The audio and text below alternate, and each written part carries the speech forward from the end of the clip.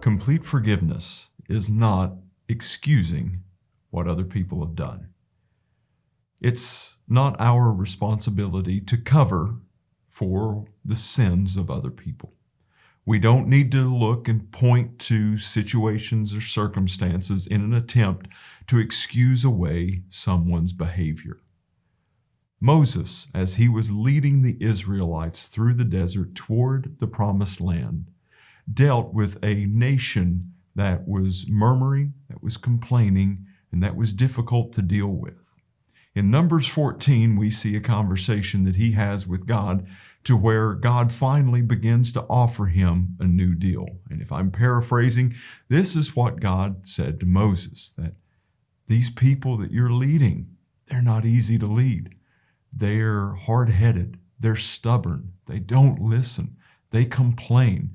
You can't teach them. So I'll tell you what, Moses, I'm going to make you a new deal. I will wipe them off the face of the earth, and then we'll start fresh with a new nation. Moses, upon hearing this in Numbers 14, kind of backs away at this moment and doesn't take God up on the offer. Instead, he begins to intercede for the people that he's leading. Yes, the same people that was causing him stress and heartache and frustration. But instead of looking and saying, God, let's not do that, because here's why they're doing that.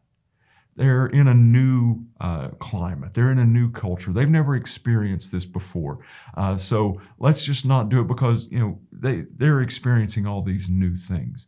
You see, Moses didn't look to try to excuse and explain away their bad behavior.